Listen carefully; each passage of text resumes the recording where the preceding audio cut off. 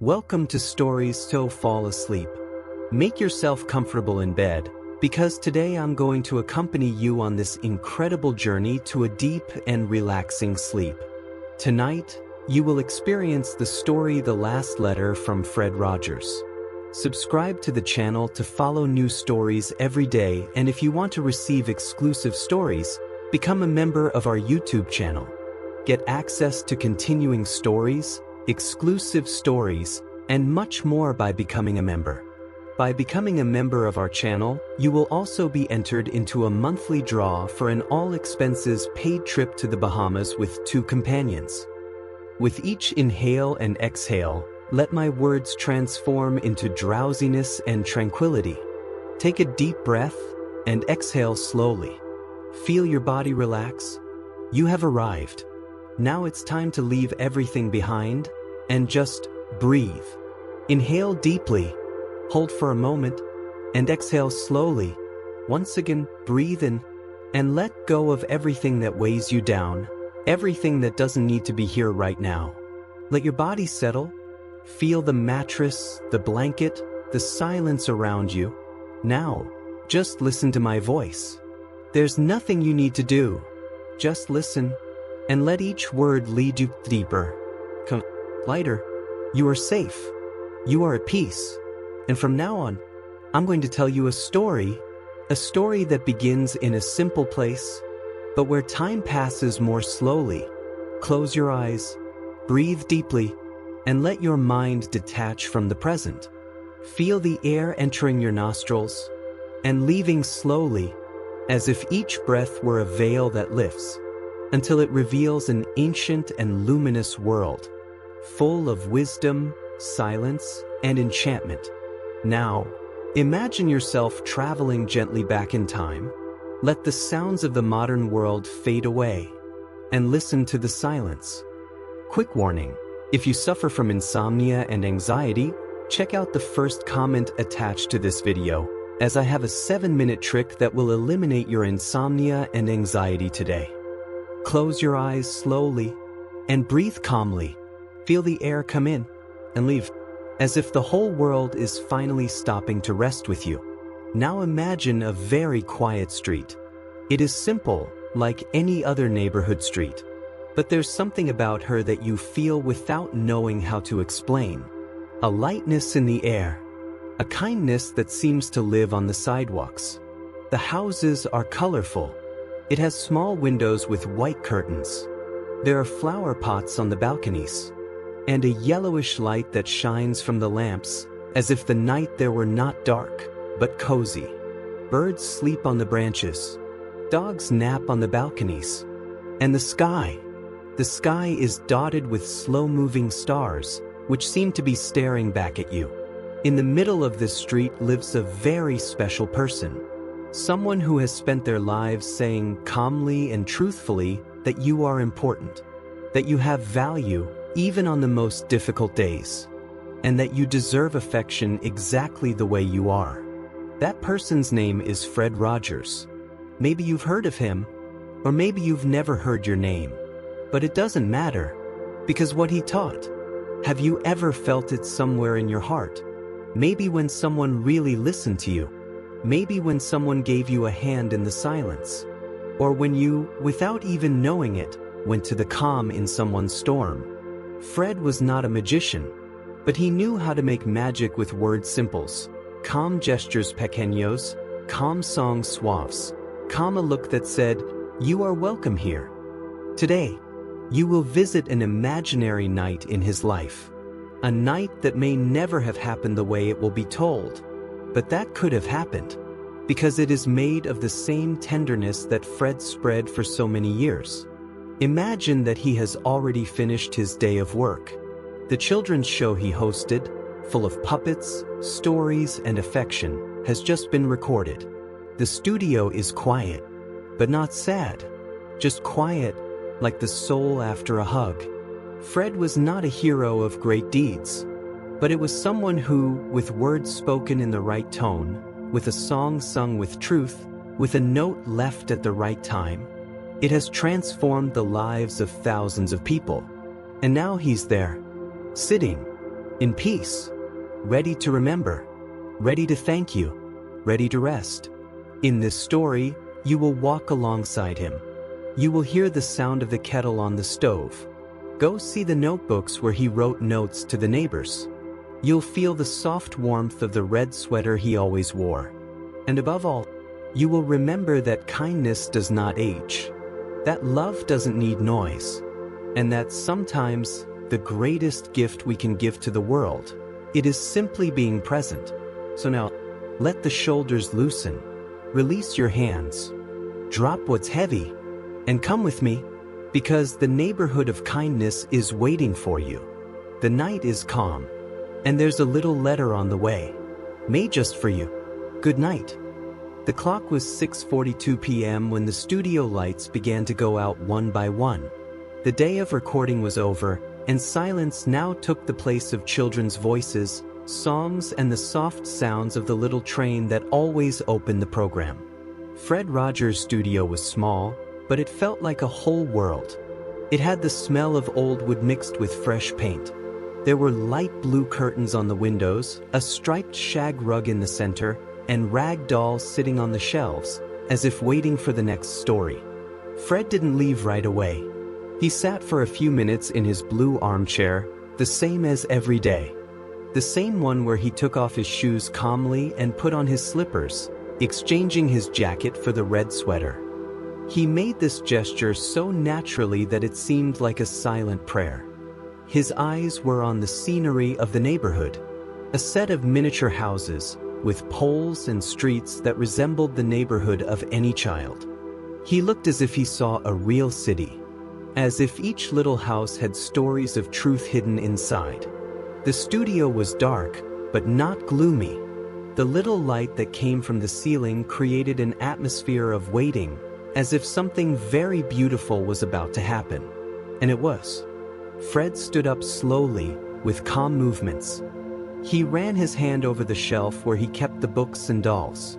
Daniel, Henrietta, X the owl, all there, silent.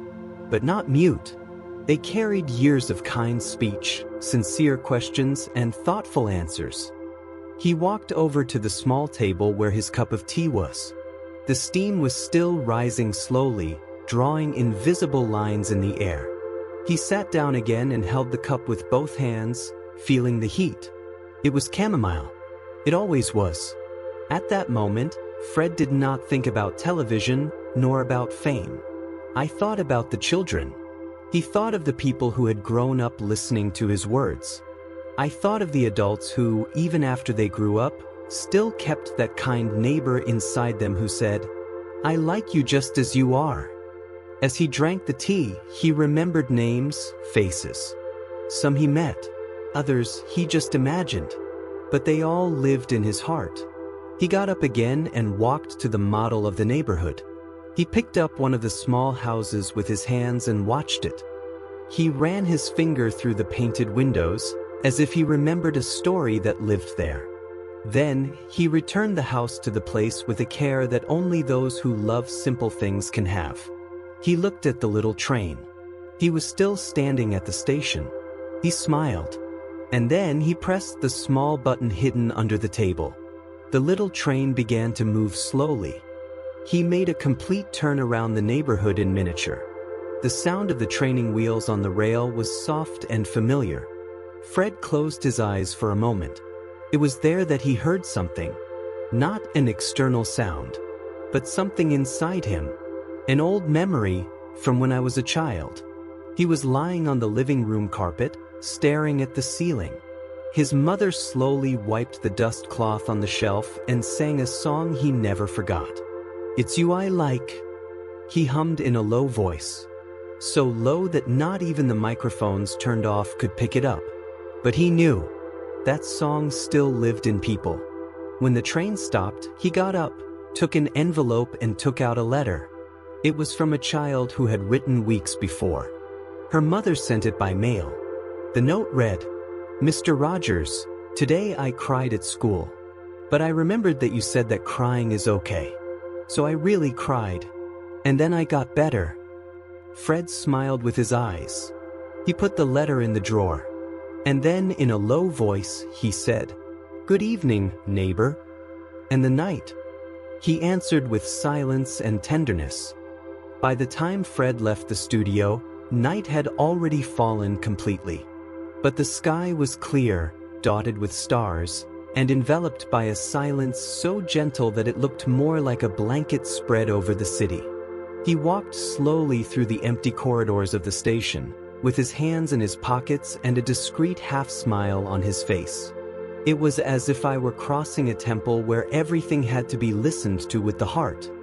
His footsteps echoed softly, accompanied by the slight hiss of the soles of his shoes on the waxed floor. As he passed through the costume room, he looked inside, even without stopping. There hung dozens of sweaters just like his. Reds, blues, greens, all in silence. It was as if each of them kept the emotions of the days when it was used. Smiles, questions, hugs. Words that changed lives spoken in a calm voice, with the gentle look of someone who really listens. Fred made his way to the small back exit, where there was a wooden bench under a large tree. He sat there for a moment. Above him, the branches danced with the night wind. The leaves made a faint sound, like timid applause. He looked up at the sky. The stars seemed to whisper ancient stories. At that moment, Fred took out of his pocket a small leather-bound notebook. It was his personal notebook. In it, he wrote thoughts, memories, questions he heard from children, and even small notes to himself. He opened the notebook to the first blank page and, with his blue ink pen, wrote, "Today, I received a letter that reminded me of the value of silence. The kind of silence that welcomes, who listens, that doesn't need an answer, only presence." He watched the ink dry slowly, absorbed by the paper like a seed through the earth. Time passed unhurriedly. Fred didn't move his watch. He didn't think about sleeping. He didn't need to. There, on that bench, under that tree, among the soft sounds of the night, he felt that the world could still be kind. He remembered when he was little and felt alone. As his grandmother used to tell him to look at the stars and choose one to tell secrets. The stars listen, Freddie. They are old and wise. And they never judge you. He looked at one star in particular. It was the one that shone the most that night. And quietly, as if talking to an old friend, he said, "Thank you for still being there." After that, he put the notebook in his pocket. He stood up, and he walked again.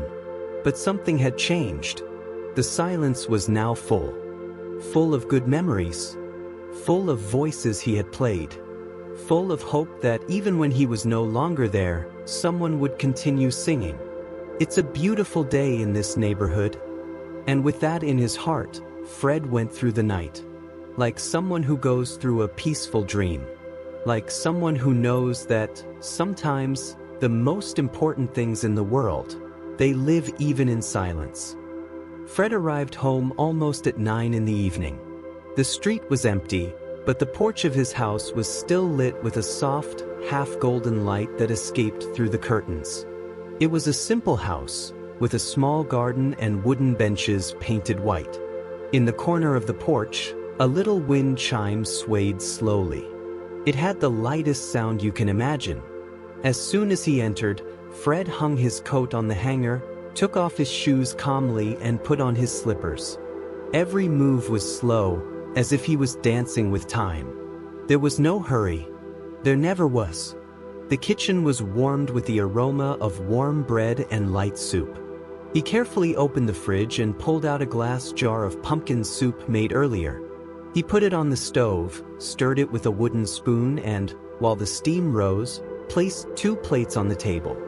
Even though he dined alone, he always put 2 seats. It was his little ritual of kindness. In the chair in front of his, he imagined a friend. Sometimes it was an old neighbor. Other times, one of the children who watched his program. Others, just silence. But always with the same affection. When the soup was ready, he helped himself, thanked him in silence and began to eat slowly. The spoon made a faint sound when it touched the ceramic plate. From the kitchen radio, A very soft instrumental music played, like a soundtrack made for that night. While eating, Fred looked out the window. The sky was now a dark cloak with scattered points of light as memories. The moon, almost full, seemed to smile. He thought about how nights have a wisdom of their own. They don't have to say much. They just need to be there. Fred finished the soup and took the dishes to the sink. She washed it calmly, dried it with linen cloth and put everything in place. As he always did. As someone who takes care not only of the house, but of the heart. Then he went into the living room, sat down in his reading chair, and opened an old book. The pages were yellowed and the smell was of vivid paper. But before reading, he closed his eyes for a moment. And he remembered the first time he entered a television studio. Nervousness. It makes you want to do something good. Of the fear of not being understood. But mainly, he remembered the promise he made to himself. If it's to talk to people, let it be with kindness. If it is to teach something, let it be with love. If it's to be at their house, let it be with respect. Fred opened his eyes. He smiled to himself. And then he began to read. And that's how, with hot soup, low light and open book, he ended the day. And the world outside the window. She rested with him. The night had already advanced. Fred walked slowly to his office, a small room at the back of the house, where his quieter drawers were, full of letters, notes, memories of meetings with children, thank you notes, colored drawings with crayons and videotapes of old programs. When he opened the door, he smelled that smell that only places of memory have. A mixture of antique paper, varnished wood and time saved. The light was soft, coming from a lampshade with a beige fabric dome. On the wall, black and white photos of her childhood, her wedding, old recordings. He sat down in his lightwood chair. In front, a table with notebooks organized in piles, each labeled with dates or themes. Fred opened the first drawer. Inside, a blue envelope caught his eye. It was a letter written by an elderly lady who said she had grown up watching the program and now watched it with her granddaughter. She was grateful that she still felt cared for even after so many years. Fred ran his fingers carefully over the shaky handwriting and sighed. He kept the letter delicately as if packing a secret. In the bottom drawer, he found a small rag doll, Daniel's striped tiger. It was the original, the first one he used in the first few episodes. The doll was a little worn, with the fabric yellowed, but still with gentle eyes and a snout embroidered with black thread. Fred held the doll in his hands. She said nothing but pressed it to her chest. For a moment, the room seemed smaller and he was younger. Or maybe he was just remembering what he always knew, that the affection that is given, even if the years go by. Next to the table was a box with postcards. They were memories of people who visited the scenographic neighborhood. Some with childish doodles, others with simple messages such as, "You changed my life. My son sleeps better after his program. Thank you for saying that feelings are important." Fred read some. He left others closed. I didn't need to reread everything. Some words are engraved in the heart forever. So he lit a small candle and placed it next to the window. It was a scented candle with the aroma of lavender. The flickering light cast soft shadows on the books and paintings. He didn't light that candle every day. Only when I wanted to thank him in silence. He sat down again. He took his leather-bound notebook and wrote, "Today I remembered that memory is like a closet with smells and sounds. That sometimes opening a drawer can be like listening to an old song. That everything we give with love, it is never lost." He closed the notebook calmly. He put away the pen. And before leaving, he looked once more at the puppet on the table. Daniel was still smiling, even in silence. Fred apagu sailing. And he left the room, taking with him the warmth of everything that had been stored there. A place where the past and the present embraced. And the night, once again, seemed to smile. It was about 10:30 at night when Fred returned to the living room. The house was in total silence. It was not an empty silence, but one of those full of presence, of stories whispered between the furniture and time. The lamp illuminated a corner of the room, where the large window with light linen curtains was. Fred liked to sit there, not to see the world outside, but to see what was inside him. He sat down in the deepest armchair, the one with the olive green fabric back. On her lap, she put a light blanket. He straightened his back. He took a deep breath, and then he looked out the window. Outside, the wind swayed the trees gently. The leaves danced as if they were telling secrets to each other. The stars seemed closer that night, as if they had descended just a little to see what he was doing. Fred leaned his head against the upholstery and left his eyes half open. He did not sleep. He just rested awake. In the meantime, between waking and dreaming, thoughts came softly, like boats on a quiet lake. She remembered a story she told the children about feelings that live inside us as neighbors. Joy, sadness, fear, courage, all living on the same street of the heart. Sometimes they visit each other. Sometimes they move away. But everyone has something to teach. Fred smiled at the memory. What a beautiful neighborhood lives inside us, doesn't it? He murmured. He reached out to the small table next to the armchair and picked up a music box. It was made of dark wood and had a lid with leaf carvings. He turned the keys slowly. A soft sound began to play. It was the same melody as always, the one that seemed to lull time. Music filled the room, and little by little, it also filled my heart.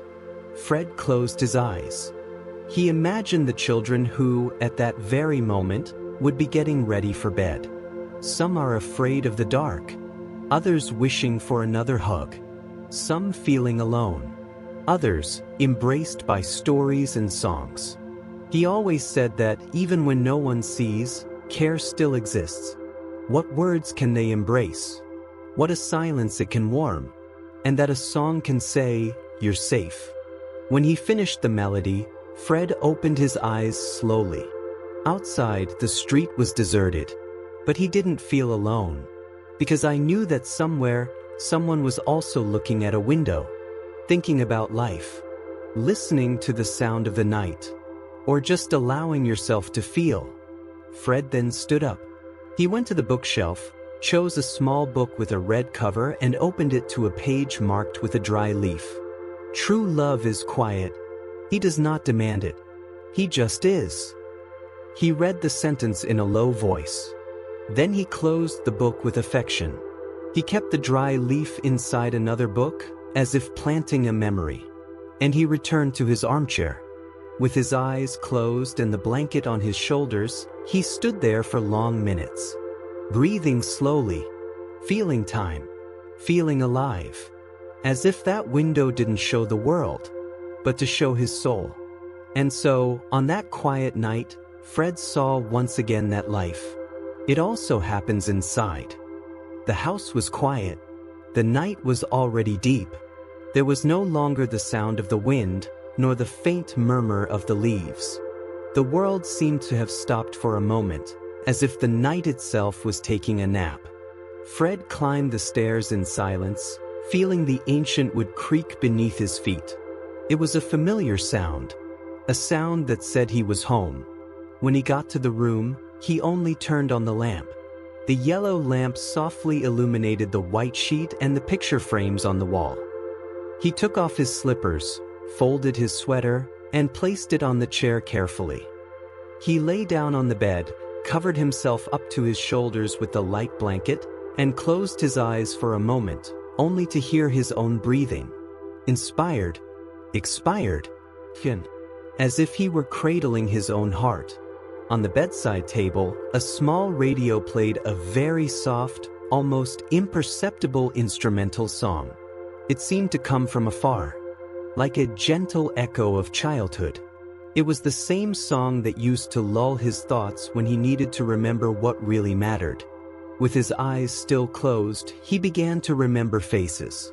laughing, with small hands holding his, of children who told secrets with tears in their eyes, of adults who found hope in the simple words he repeated with love.